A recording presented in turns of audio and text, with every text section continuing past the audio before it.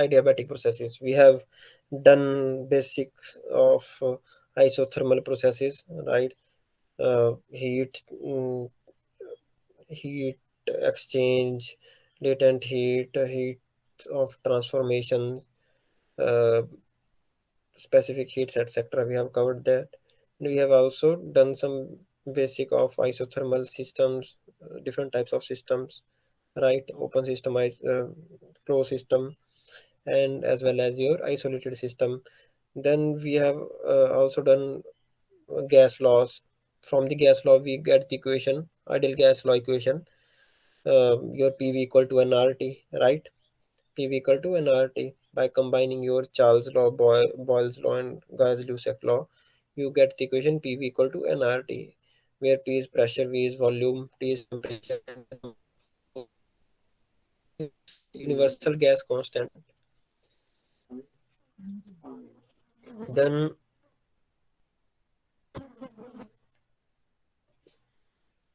uh, we have also done isochoric processes and isobaric processes. So as the name suggests, iso means choric.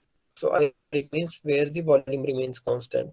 Okay, where the volume does not change. So delta V is zero in your isochoric process.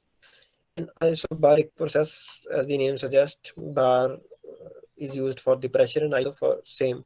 So through in this isobaric processes, pressure remains the same throughout. So delta P, that is changes pressure, is zero. Similarly, in isothermal processes, your temperature remains constant. So delta T is zero. So these were the parameters of a gaseous state, right? Your P, V, and T. N and R are your constant. N is number of moles, and R is gas law, universal gas law. Those are constant, and we have in isochoric V was the constant, in isobaric pressure was constant, in isothermal T was constant. So now what about adiabatic processes? What is constant in adiabatic processes? Because all the three parameters have been covered in adiabatic processes.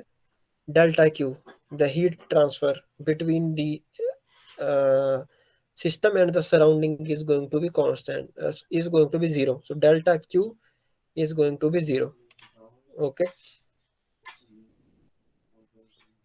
so thermodynamic variables describe the thermal behavior of a system, right? What are your thermodynamic variables that I have just told you?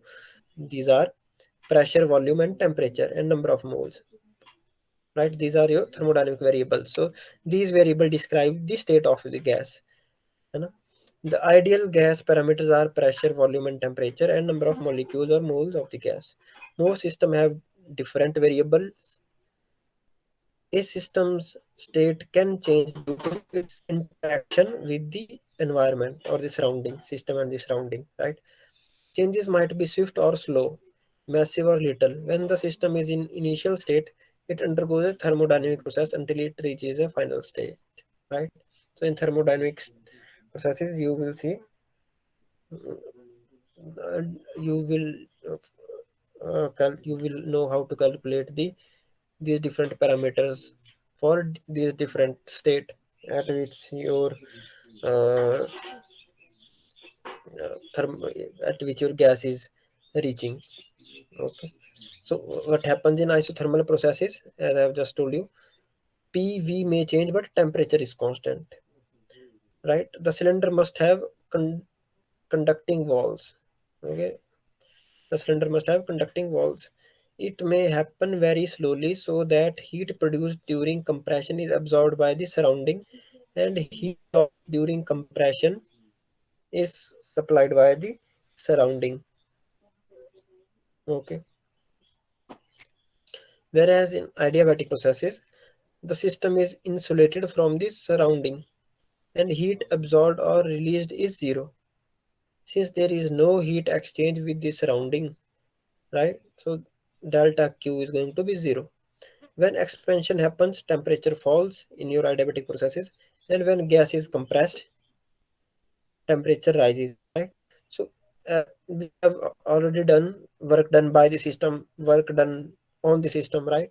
So when there is expansion of the gas in the focus, the gas or the cylinder that we are observing in our example, if that cylinder expand or the gas chamber expand, that means work is done by the system because our system is the gas, right? So if the chamber in which the gas is there, if it expand, if it pushes the piston outward, then it is denoted that it means that work is done by the system on the surrounding, right? But when the piston comes inside or there is the compression, your gas chamber compresses, reduces in volume, that means work is done by the surrounding onto the system. In other word, work done by the system on this surrounding is going to be negative. Getting a point? We have already done uh, how to calculate the work in isothermal processes, right? In our previous lecture, we have done how to calculate the work in isothermal processes. Work is area under the curve of PV diagram, right? We will draw pressure volume diagram, and work will be area under the curve, right? So how to find the area under the curve? In mathematics, you know that slope of a curve is uh, calculated by differentiation. Your differentiation is slope of the curve, right? And area under the curve is calculated by integration, right? So we will integrate and find out the area under the curve. If it is a curve, a straight line, if your curve is a straight line, then it is very easy to find out the area under the curve. We will use the regular geometrical formula for regular geometrical areas, right? So in isochoric or isovolumic processes, dV is going to be 0. In adiabatic processes, dQ is going to be 0. And in isobaric processes, dP is going to be 0. And isothermal processes, dt is going to be 0. So in isothermal processes, what happens? Work done when PV equal to nRT is constant, right? This equation PV equal to nRT. We get this equation from the ideal gas law, right? PV equal to nRT. So in isothermal Yes, processes, sir. your delta T is going to be 0, right? So delta T is going to be 0. There is from the first law of thermodynamics, we did uh, that energy provided. What was the first law of thermodynamics? That energy is neither created nor destroyed, but it changes forms, right? It transforms from one form to the another. तो उससे हमको क्या question मिली थी कि मान लो we are providing heat to a system, heat को हम रिप्रेजेंट कर रहे हैं क्यू से, ठीक है? If you are providing heat to a system Q, तो वो हीट जो एनर्जी हम प्रोवाइड कर रहे हैं हीट के फॉर्म में, वो कहाँ कहाँ यूज होगी आपकी? वो जो उसकी इंटरनल एनर्जी है सिस्टम की, इंटरनल एनर्जी किससे रिप्रेजेंट, किसके इक्वलेंट होती है? वो टेम्परेचर के, ठीक है? जो उसका आप हीट प्रोवाइड कर रहे हैं टेम्परेचर को, वो कहाँ कहाँ यूटिलाइज होगी आपकी हीट, वो एनर्जी? सिस्टम का टेम्परेचर बढ़ जाएगा, ठीक है? टेम्परेचर मीन्स उसकी इंटरनल एनर्जी बढ़ जाएगी सिस्टम की, और some part of it may be utilized by as work. जैसे कि आप हीट, जैसे मान लो पिस्टन है, बड़ा लूज पिस्टन है, उसमें आपने गैस भरी है या आपने पानी भरा है सपोज, आप उसको नीचे से हीट कर रहे हो, क्या होगा? उसमें स्टीम बनना चालू हो जाएगी और वो पिस्टन क्या करना स्टार्ट कर देगा? मूव करना स्टार्ट कर देगा ऊपर को, राइट? ऐसा ही होगा ना। आपने कोई एक चैम्बर लिया, उसमें एक लूज पिस्टन है, लूज ढक्कन है सपोज, आप उसको हीट कर रहे हो, तो वो क्या करना स्टार्ट करेगा? एक्सपेंड होना स्टार्ट कर देगा। अंदर गैस है तो गैस, अगर लिक्विड है तो वो गैस में वेपर में कन्वर्ट हो जाएगा, और वो जो पिस्टन है उसको पुश करना स्टार्ट कर देगा। तो जो आप energy that you are providing in the form of heat, वो किस चीज में कन्वर्ट हो रही है? देखो, कुछ तो उसका टेम्परेचर बढ़ा रही है सिस्टम का, गैस का या लिक्विड का, और some part of it is being utilized in the form of work, जो उस पिस्टन को पुश कर रहा है, ठीक है? तो from the first law of thermodynamics, तो इसमें क्या ओवरऑल एनर्जी कंजर्व है। टोटल एनर्जी देखो हीट की दी थी, वो किस में ट्रांसफॉर्म हो गई? आपकी इंटरनल एनर्जी सिस्टम की, और सम वर्क में। सो ये from the first law of thermodynamics you get this equation, Q is equal to, or delta Q is equal to delta U minus W, right? Delta Q is change in heat energy, right? Heat energy जो हम provide कर रहे हैं, delta Q जो energy हम provide कर रहे हैं, that will be equal to delta U. Delta U is the change in internal energy. तो आप जो हीट प्रोवाइड कर रहे हो बाहर से, वो किस में कन्वर्ट होगी? कुछ पार्ट उसका इंटरनल एनर्जी में. So that delta Q is equal to delta U minus W. Minus W, why minus W? Because देखो आप, जब मैंने बोला कि जब काम, when work is done by the system, यानी कि जब एक्सपेंड करेगा आपका chamber, then it will be termed as work done by the system. तो वर्क डन करेगा, किस पे करेगा? सराउंडिंग पे, एटमोसफेयर पे. ठीक है, वो बाहर को पिस्टन पुश कर रहा है, किसके अगेंस्ट में पुश कर रहा है? वो जो बाहर एटमोसफेयर है ना, तो उसके अगेंस्ट में वर्क करेगा वो. So it will B work done by the system. और उसमें क्या होगा? वो जो एनर्जी है, जो हीट प्रोवाइड कर रहे थे हम चैम्बर में, हीट बर्न कर रहे थे, नीचे से हीट प्रोवाइड कर रहे थे, वो हीट थोड़ी वर्क की फॉर्म में वो सिस्टम कहाँ पे ट्रांसफर कर दे रहा है? वापस सराउंडिंग में. Getting my point? तो जो हीट एनर्जी आप प्रोवाइड कर रहे हो, that will B equal to your change in internal energy, that is delta u minus work. तो जितना वर्क सिस्टम करेगा, उतना वो सिस्टम से निकल जाएगी एनर्जी. यानी कि अगर सिस्टम वर्क करेगा सराउंडिंग पे, तो वो एनर्जी सिस्टम में से निकल के सराउंडिंग में चली जाएगी. Getting my point? Yes sir. देखो, इफ आई में,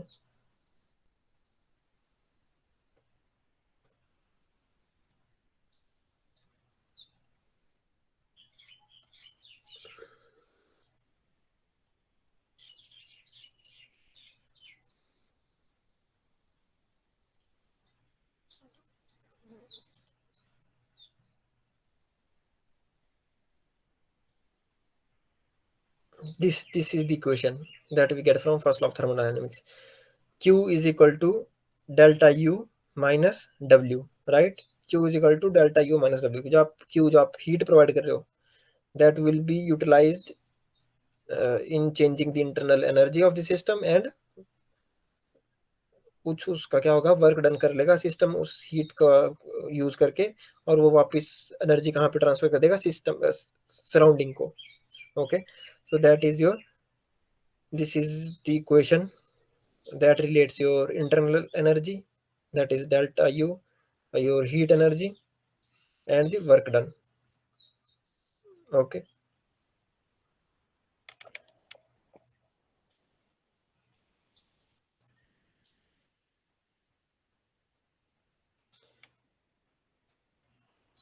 so for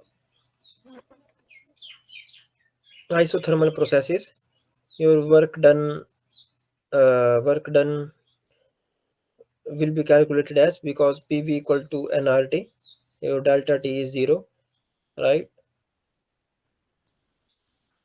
So P equal to, if we rearrange this, we get P is equal to nRT by V. And we know from the previous session that work done is equal to P delta V, right? Change in volume. If there is no change in volume, no expansion or contraction of the gas, then there will be no work done. So work done is P delta V, P into change in volume, and integration, or the area under the curve, will give us the work. So uh, integration from V equal to initial to V equal to final. Okay, so that is the area under the curve.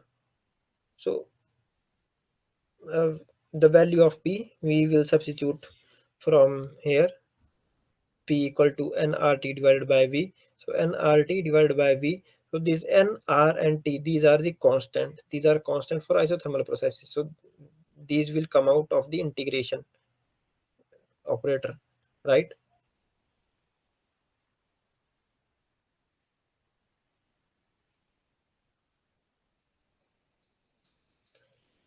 So PV equal to nRT, this we get from the gas law.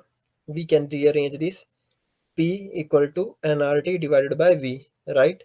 we can rearrange this equation and get this equation, rearranging this. Now we know how do we calculate the work. It is the area under the PV curve, pressure volume curve. So if there is no change in volume, there is no contraction or expansion, there is no work done. Work is calculated by the formula P delta V, pressure into change in volume. If there is change in volume, only then we will say work is done on the system or by the system, right? So your work is uh, P delta V, and area under the curve we will calculate by integrating from initial volume to the final volume, right? So it is area under the curve. This integration of P dV from initial to final volume is your area under the curve. So value of P can be substituted with this, right? Because P is your nRT by V. So instead of P, we are substituting here nRT divided by V, right? nRT divided by V, because nR and T are all constant in this case, because it is isothermal process. So T is constant because there is no change in temperature, because it is isothermal process. So all these three things, N, R, and T, these are constant. These can be taken out of your integration operator, right? So only things that remains inside the operator are dv by v. So if you remember the integration of uh, dx by x, it is log or ln, natural log, log to the base e. It is log to the base e, or natural log is also represented by ln. Okay, so integration of delta x by x, but here dv by v is going to be nRT log of V final divided by V initial. Okay, so this is going to be your work done in case of isothermal process. Okay, so this is your isothermal process. Work done will be the area, all this area that is under this curve. Getting my point? For adiabatic processes, an adiabatic process is the process in which there is no thermal energy transfer to or from system, right? So delta Q is zero because no heat is being transferred between the system and the surrounding,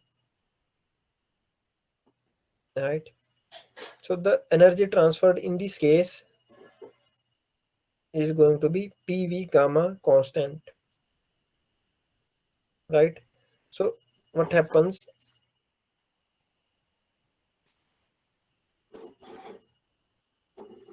for adiabatic processes?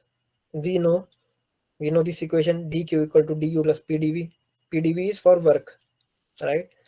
The energy that we provide in the form of heat, it is being utilized in changing the internal energy and work, right? So dq is equal to du plus pdv.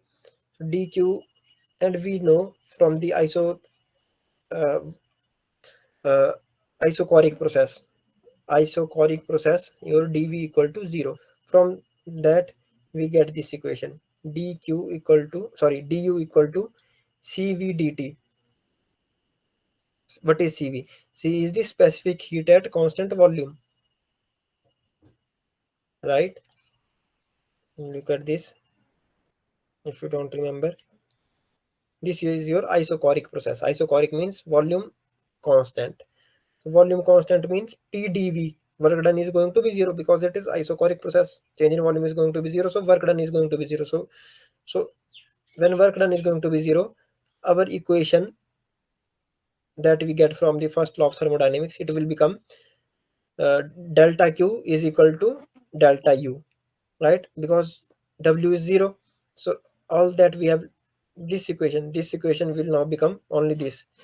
The energy that we are providing will be all, it will be utilized for changing the internal energy. No work is being done because it is isochoric process. So energy that we are providing in the form of heat or the heat energy, it is being, all of it is being utilized to change the internal energy. So we know from a specific heat chapter, what was the formula for specific heat, how to find out. We did the numerical in specific heat chapter, that how to find out the new temperature, how to find out the new temperature of a particular material, right?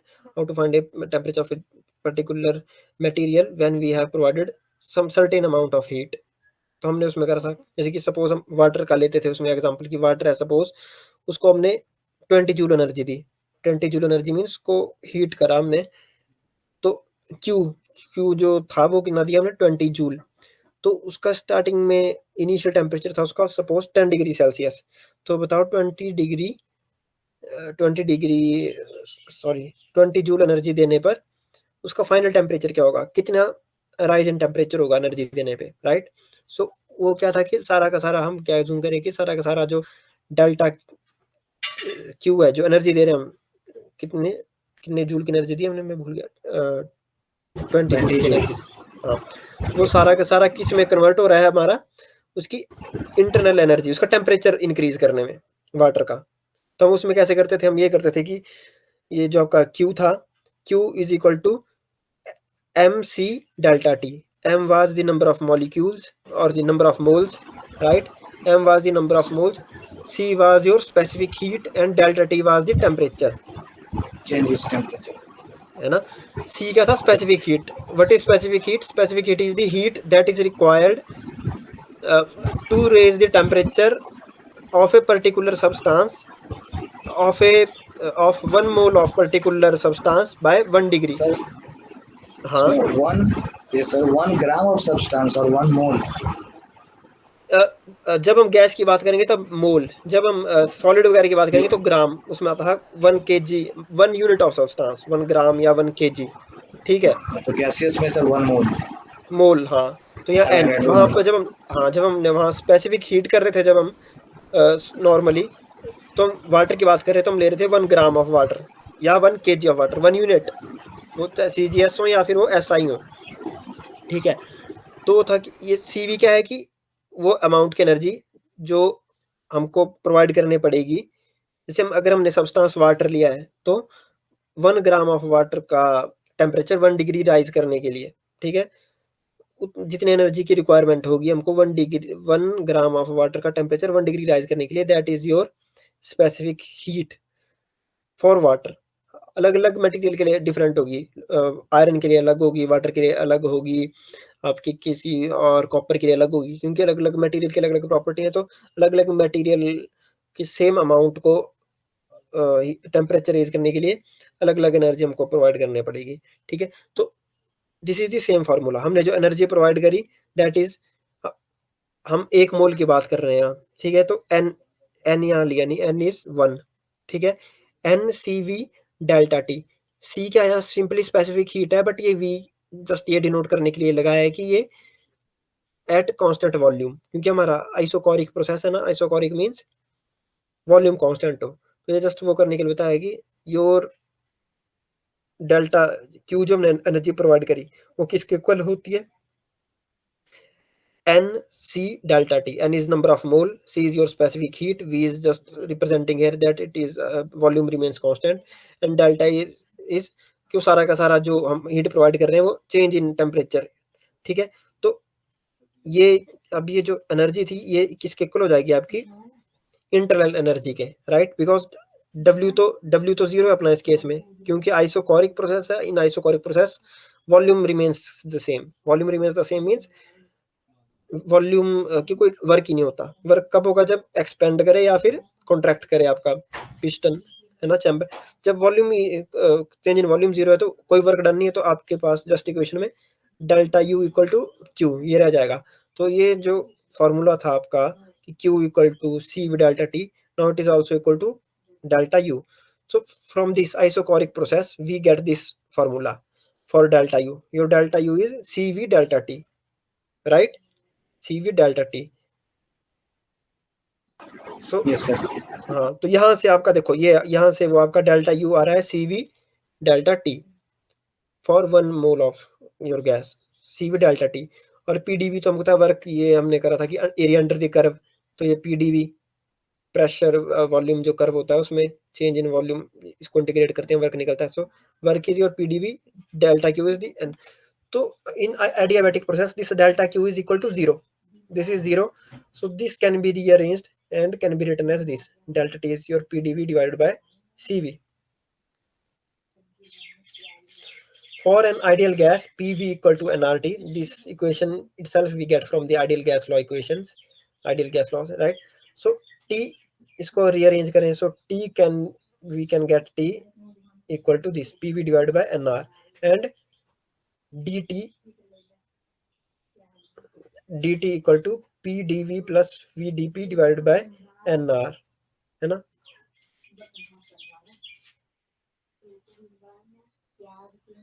देखो dt was your PdV.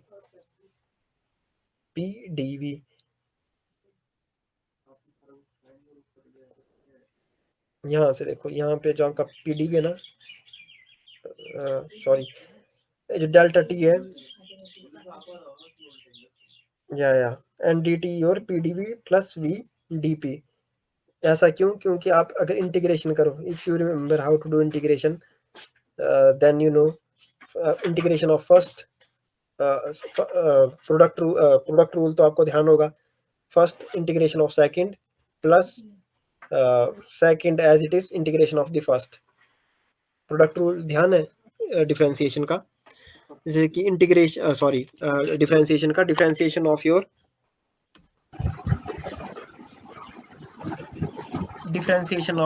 xy is x dy by dx plus dx by dx multiply by y. तो उस product rule से आपके पास ये चीज आ जाएगी. Okay, then PdV by CV, या PdV बाय CV, क्योंकि PdV by CV, this we get from here. Sir एक मिनट सर, एक बैक जाना, एक आप बैक जाना पेज, एक पेज बैक सर. आप अभी बता रहे थे ना सर वो, हाँ ये सर, ये यहाँ पे ये सर, ऐसा जो PV इक्वल टू nRT है सर, इसको वो डिफरेंशिएट सर, दोनों तरफ डिफरेंशिएट कर दिया है. हाँ ये देखो, PV को आपने रीअरेंज करा ऐसे. Yes sir, T equal to PV by nRT. हाँ, अब इसको डिफरेंशिएशन अगर आप करोगे तो P और V ये दोनों क्या वेरिएबल है, PV और VB, है ना. NR आपके कांस्टेंट, NR तो ऐसे रहेंगे, बट ये PV क्या है, मल्टी प्रोडक्ट में है दोनों वेरिएबल. तो दो अगर वेरिएबल, उनका डिफरेंशिएशन कैसे होती है, प्रोडक्ट रूल लगता है. यस सर, प्रोडक्ट रूल एक बाहर आता है, सेकंड का डिफरेंशिएशन होता है. हाँ, जैसे कि first as it is, second का डिफरेंशिएशन प्लस फर्स्ट का differentiation second as it is. Yes sir. Okay sir, okay. या सो नाउ देन सर ये क्या है सर, ये देन के बाद कहाँ, देन ये देखो, ये आपका ये जो dt है, ये आपने यहाँ से लिया, यहाँ से हमने dt करा था ना इसके इक्वल, कि आपका dq 0 है. So from here you substituted the value of dt, आपने इसको इसके इक्वल कर दिया. ओके या सो आपने फिर से इसको रीअरेंज करा, इस वाली टर्म को भी आप एक साइड में ले आए. So here you got 0, right. So यहाँ पे आपका PdV आपने कांस्टेंट ले लिया, सॉरी कॉमन ले लिया यहाँ PdV. This is how you get that. बस मतलब आप इसको बस रीअरेंज करो, you just start rearranging this, and your जब आप रीअरेंज करोगे ना, आपका CP बाय CV आपका डिनोट कर रहे हैं गामा से. जब आप इसको रीअरेंज करोगे ना इसी टर्म, इन्हीं को, your CP divided by CV is represented as gamma. Okay, तो ये यार देखो, CP divided by CV is your gamma. So you rearrange and it will be like this. Okay, अगर हम इसकी इंटीग्रेशन करें, अगर हम इसकी इंटीग्रेशन करें तो आपको पता है dV बाय V की इंटीग्रेशन क्या होती है, मैंने बताया log of V, right. Integration आप ध्यान रखना, जैसे dx बाय x की इंटीग्रेशन होती है log of natural log of E, ln भी लिखते हैं उसको, ये it is going to be constant. तो आपका यहाँ से आप डिराइव करोगे तो आपको ये इक्वेशन मिलती है, PV gamma equal to constant. So this is the equation for your adiabatic process. आपको just basically this is the main, ये आपको याद रखना है कि ये रिलेशनशिप है आपका एडियाबैटिक में, P V gamma is equal to constant, right. जैसे आपका P P V is equal to constant in case of your isothermal process, because P V equal to n R T, हम ideal gas law से हमको मिलता है P V equal to n R T, right. तो उसमें अगर isothermal process में आपका डेल्टा टी मतलब टी कांस्टेंट रहता है, तो P V is equal to constant in case of your isothermal process. In case of adiabatic process P V gamma is constant, right, P V gamma, and gamma is your C P by C we.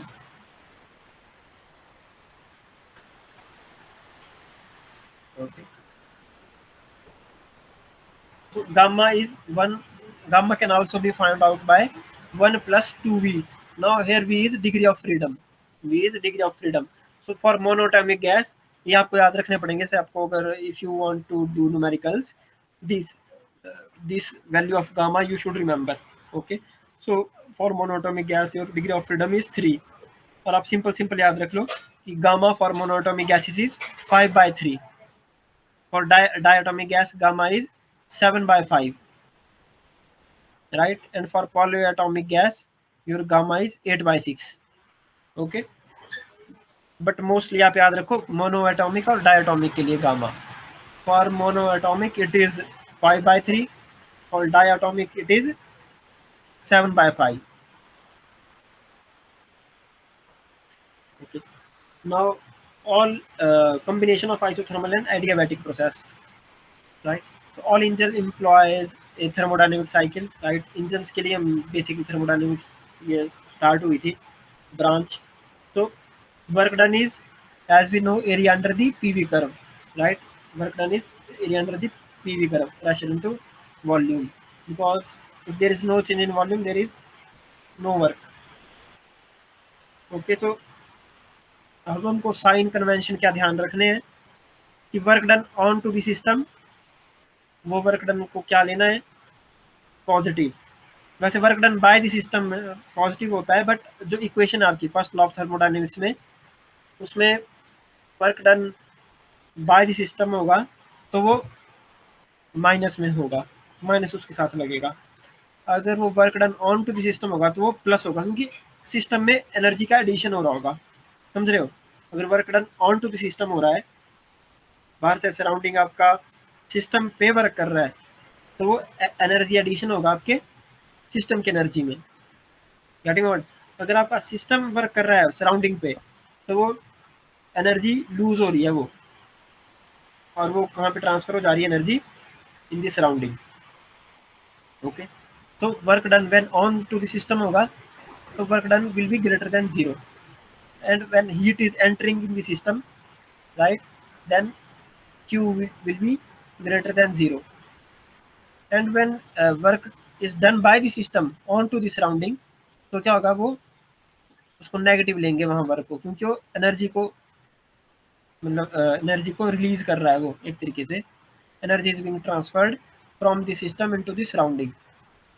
और अगर आपकी energy heat की form में बाहर जा रही है, तो हीट तो नेगेटिव में आएगी, क्योंकि सिस्टम से क्या हो रहा है, एनर्जी बाहर जा रही है, हीट बाहर जा रही है। ओके, तो देखो ये आप आपकी ग्राफ में दिखेंगे कैसे आइसोथर्मल प्रोसेसेस, आइसोथर्मल और आइडियाबैटिक थोड़े थोड़े थोड़े सिमिलरली दिखेंगे। आइसोकोरिक और आइसोबारिक में आपको पता चल जाएगा, because in isobaric means isobaric आपकी जो ग्राफ होगा पीवी कर्व का, that will be straight line parallel to X axis, जो आइसोबारिक होगा। Isochoric will be straight line parallel to Y axis, right, but your adiabatic and isothermal ये कोई straight line नहीं होंगे, कर्व होंगे। But जो isotherm के देखो कर्व ऐसे हैं आपके, आइडियाबैटिक कर्व आपके ऐसे हैं थोड़े, ठीक है।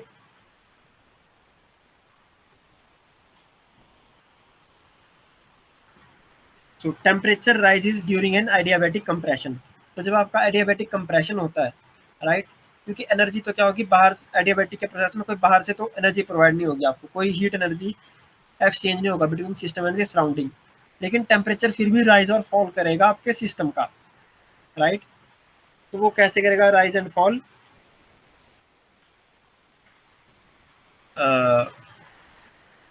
उसका वॉल्यूम कम हो जाएगा, उसका वॉल्यूम ज़्यादा हो जाएगा। अगर वॉल्यूम कम होगा सिस्टम का आपके, उसका टेम्परेचर इंक्रीज करता जाएगा, बट ओवरऑल एनर्जी सेम रहेगी, बाहर से कोई एनर्जी नहीं आ रही, राइट, बाहर से कोई एनर्जी नहीं आ रही, ना बाहर को रिलीज हो रही है, तो जैसे उसका वॉल्यूम कम हो रहा है, वर्क डन हो रहा है सिस्टम पे, राइट, तो टेम्परेचर राइज कर जा रहा है आपका, ओके। एंड सिमिलरली जब आपका एडियाबैटिक एक्सपेंशन होगी, राइट, एडियाबैटिक एक्सपेंशन होगी, तब क्या होगा, आपका टेम्परेचर फॉल करेगा। यहाँ पे देखो, ये आपका एडियाबैटिक, इसमें क्या था, आपका कंप्रेशन था, क्योंकि इसमें देखो एरो किस साइड को है, इस साइड को है। जब आपका वॉल्यूम कम हो रहा है, जब आपका एरो इस साइड हो towards the left, that means your volume is decreasing, there is a compression. जब आपका यहाँ एरो राइट साइड को है, means volume is increasing, there is expansion.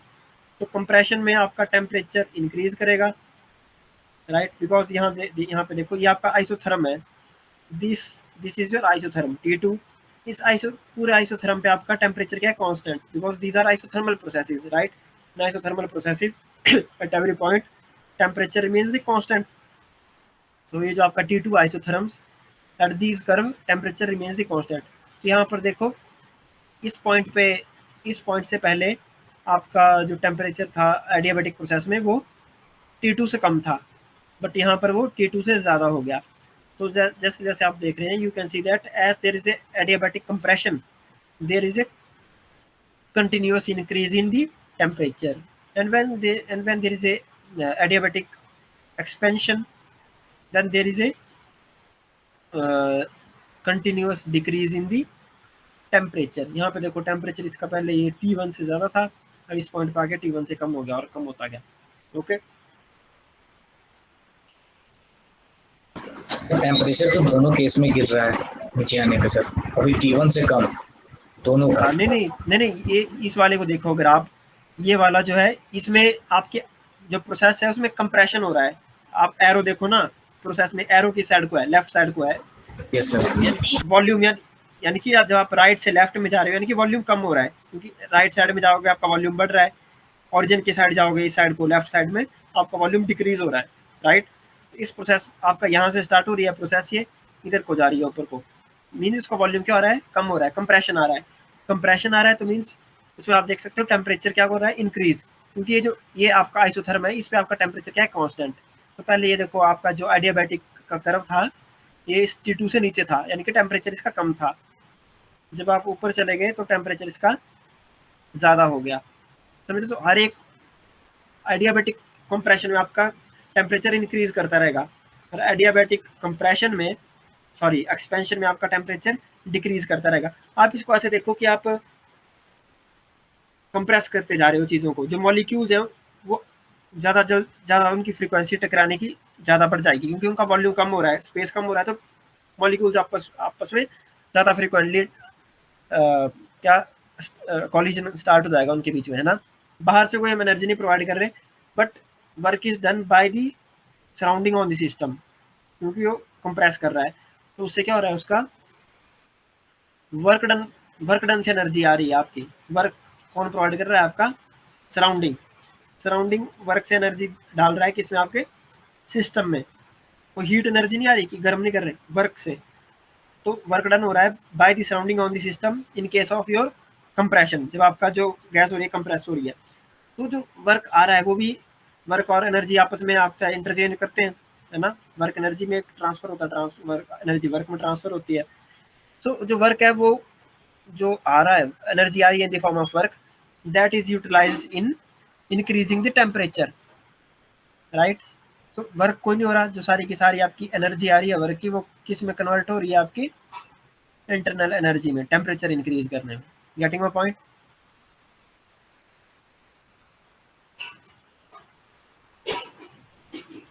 अब देख, यस सर। अब आइसोथर्मल प्रोसेस कांस्टेंट टेम्परेचर, सो ये आपका इक्वेशन थी। तो जब ये आइसोथर्मल में क्या है, आपका delta T is going to be zero, delta T is going to be zero means delta U is also going to be zero, because delta U क्या आपका चेंज इन इंटरनल एनर्जी, और internal energy आपकी होती है state process. मैंने बताया था कुछ होती है स्टेट फंक्शन और कुछ होते हैं पाथ स्पेसिफिक फंक्शन। जो स्टेट फंक्शन होते हैं वो उस पर डिपेंड नहीं करते कि आपका पाथ कौन सा लिया जा रहा है इनिशियल स्टेट से फाइनल स्टेट में आने के लिए। दे ओनली डिपेंड अपॉन कि आपकी इनिशियल स्टेट क्या है और फाइनल स्टेट क्या है। जैसे आपकी पोटेंशियल एनर्जी हो गई है ना, उसमें आपको ये फर्क नहीं पड़ेगा कि आपने डायरेक्ट लिफ्ट करके आप फर्स्ट मंजिल से आप फर्स्ट फ्लोर से आप थर्ड फ्लोर पे आ रहे हैं, फर्स्ट फ्लोर से 10th फ्लोर पे आ रहे हैं, या फिर पौड़ियों से आ रहे हैं लंबा रूट लेके। पोटेंशियल एनर्जी आपकी दोनों केस में सेम होगी 10th फ्लोर पे, बराबर हाइट पे, वो पाथ पे डिपेंडेंट नहीं होगी, समझ रहे हो। उसी तरीके से आपका जो इंटरनल एनर्जी है वो भी पाथ पे डिपेंडेंट नहीं है, it only depends upon initial and final state. तो इसमें स्टेट किससे डिफाइन हो रही है, जैसे मैंने बताया कि आपके जो आइसोथर्मल सॉरी ये जो थर्मोडायनेमिक्स प्रोसेसेस हैं इनके वेरिएबल क्या हैं जो किसी स्टेट को डिफाइन कर रहे हैं, प्रेशर, वॉल्यूम एंड टेम्परेचर। ठीक है, प्रेशर, वॉल्यूम एंड टेम्परेचर। तो तो आपका जब आपका टेम्परेचर जीरो हो रहा है तो आपकी जो एनर्जी है इंटरनल एनर्जी वो भी आपकी क्या हो रही है, वो भी चेंज नहीं हो रही, क्योंकि आपकी जो इंटरनल एनर्जी है, फॉर्मूला मैंने अभी आइसोकोरिक से आपको बताया था, इंटरनल एनर्जी का क्या फॉर्मूला था, डेल्टा यू का सी वी डेल्टा टी।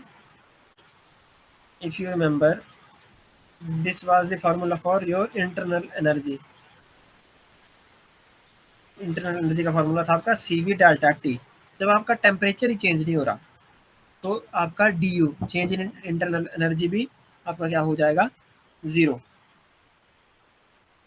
ठीक है, तो आपका इंटरनल एनर्जी भी हो जाएगा जीरो, क्योंकि मैंने बताया कि इंटरनल एनर्जी आपके किससे रिप्रेजेंट होती है। इंटरनल एनर्जी का मतलब उसका टेम्परेचर किसी चीज़ का, जैसे वाटर की इंटरनल एनर्जी क्या होगी, किससे किससे पता चलेगा, वाटर की इंटरनल एनर्जी का पैरामीटर क्या होगा, टेम्परेचर ओनली, कि टेम्परेचर कितना है आपके वाटर का, वो उसके इंटरनल एनर्जी को रिप्रेजेंट करेगा। ठीक है, जब आपका टेम्परेचर में नहीं चेंज हो रहा तो आपकी इंटरनल एनर्जी में भी चेंज क्या होगा। If you remember this was the formula for your internal energy. Internal energy का फॉर्मूला था आपका सी वी डेल्टा टी। जब आपका टेम्परेचर ही चेंज नहीं हो रहा तो आपका D you change in internal energy भी आपका क्या हो जाएगा, जीरो। ठीक है, तो आपका इंटरनल एनर्जी भी हो जाएगा जीरो, क्योंकि मैंने बताया कि इंटरनल एनर्जी आपके किससे रिप्रेजेंट होती है। इंटरनल एनर्जी का मतलब उसका टेम्परेचर किसी चीज़ का, जैसे वाटर की इंटरनल एनर्जी क्या होगी, किससे किससे पता चलेगा, वाटर की इंटरनल एनर्जी का पैरामीटर क्या होगा, टेम्परेचर ओनली, कि टेम्परेचर कितना है आपके वाटर का, वो उसके इंटरनल एनर्जी को रिप्रेजेंट करेगा। ठीक है, जब आपका टेम्परेचर में नहीं चेंज हो रहा तो आपकी इंटरनल एनर्जी में भी चेंज क्या होगा,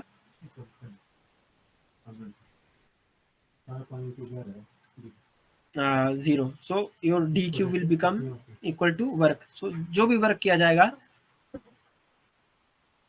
right, that will be the energy transferred in your isothermal process. तो जो भी आपके आप एनर्जी प्रोवाइड करोगे वो सारा का सारा वर्क में कन्वर्ट होगा, या फिर जो भी आप वर्क करोगे वो सारा का सारा एनर्जी में ट्रांसफर होगा। ओके, सो देखो यहाँ हीट दे रहे हैं आप, इंटरनल एनर्जी में कोई चेंज नहीं आ रहा, मीन्स जो सारा का सारा आपने एनर्जी दी in the form of heat, all that energy is being utilized to carry out the work. ठीक है, अगर आप वर्क अंदर सिस्टम पे वर्क कर रहे हैं तो सारा का सारा क्या होगा, हीट की फॉर्म में बाहर लॉस्ट हो जाएगा। Okay, so this is for your isothermal process, no change in internal energy। ये हमने निकाल लिया था एक्सप्रेशन की work done for isothermal process is going to be this W equal to nRT log VB by VA। VB is volume at your final state and VA is the volume at your initial state, right। जैसे आप question पूछा है 400 joule of energy is absorbed by gas, right. तो इसका मतलब क्या है कि अगर आइसोथर्मल प्रोसेस है तो अगर इतनी एनर्जी उसने अब्जॉर्व करी तो 400 जूल के बराबर एनर्जी को क्या करेगा, वर्क कर जाएगा सिस्टम पे। It will release all that energy to the not system पे, it will release all that energy in the form of heat to the surrounding. But in case of your heat exchange, delta Q is going to be zero, right. So delta W is equal to delta V. सो जो भी आपकी internal energy में change होगा that will be due to the work done on the system. तो जितना work done system पे होगा वो सारा का सारा किस में कन्वर्ट हो जाएगा, इंटरनल एनर्जी में, यानी कि वो क्या काम करेगा, टेम्परेचर इंक्रीज करने का। और अगर work done by the system होगा तो सारा का सारा एनर्जी कहाँ से लेगा वो वर्क करने में, internal energy. All that work that that is going to be done is going to utilize the internal energy, right? So delta W is going to your delta U is going to be equal to delta U, right? So work done by the system, work out means work done by the system, no change, no transfer of energy in the form of heat, transfer of energy तो हो रही है but in the form of heat नहीं होगी। And when work is done on the system, also be termed as work in on the system, then energy is transferred from the surrounding on to the system in the form of work. So internal energy उसकी increase करेगी, right? But in the form of heat कोई transfer नहीं होगा। So work done at expense of internal energy। तो यहाँ पे जो work done किया जा रहा है सिस्टम द्वारा वो किसके एक्सपेंस पे करा जा रहा है, इंटरनल एनर्जी के द्वारा। कोई बाहर से कोई एनर्जी नहीं प्रोवाइड करी जा रही है, हीट एनर्जी जो काम करवा रही है। जो भी उसकी अपनी इंटरनल एनर्जी थी आपके सिस्टम की, that is being utilized to carry out the work in your adiabatic process.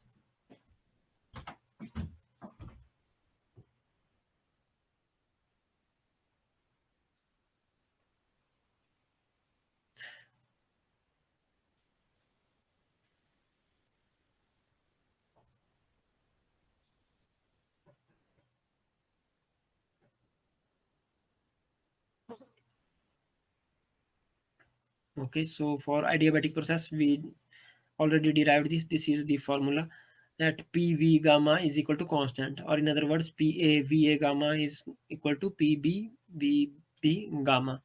And gamma की वैल्यू किस पे डिपेंड करेगी कि मोनोटॉमिक गैस है या डायटोमिक गैस है। मोनोटॉमिक गैस होगी तो गामा की वैल्यू क्या होगी आपकी 5/3।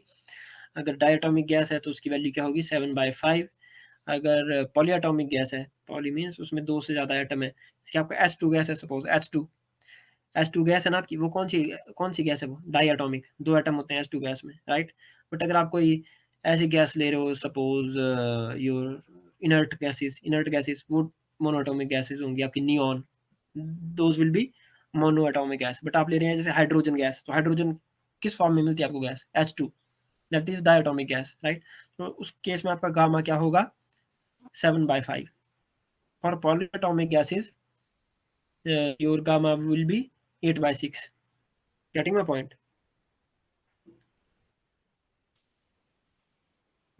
So here जैसे देखो a diatomic gas at 300 Kelvin and 1 atmospheric pressure is compressed adiabatically, decreasing its volume by 1/12।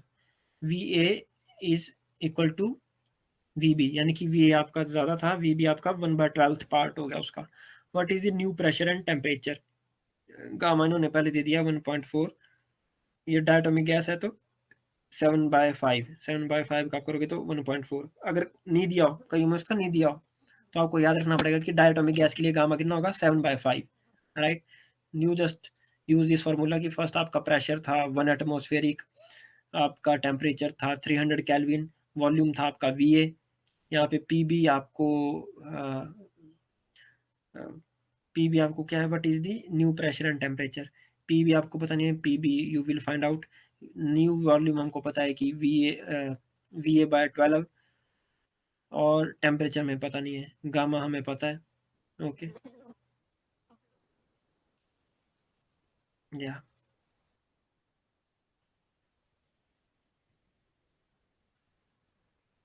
And atomic gas at 300 kelvin, temperature पता है।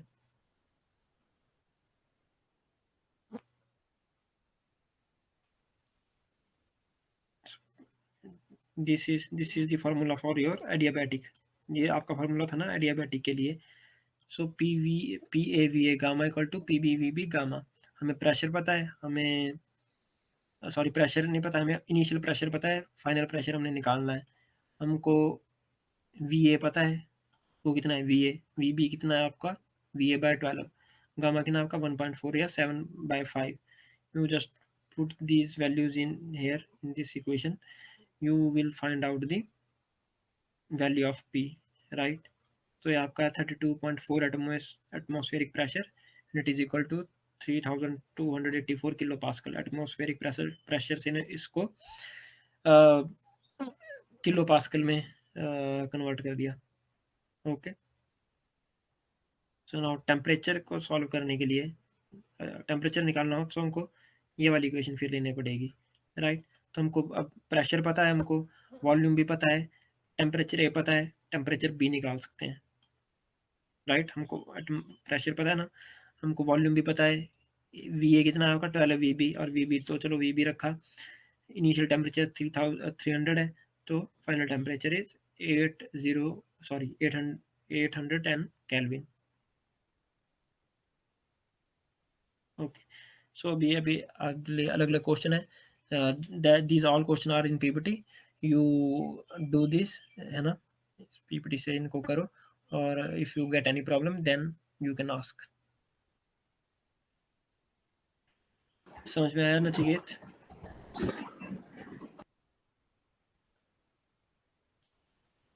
ओके.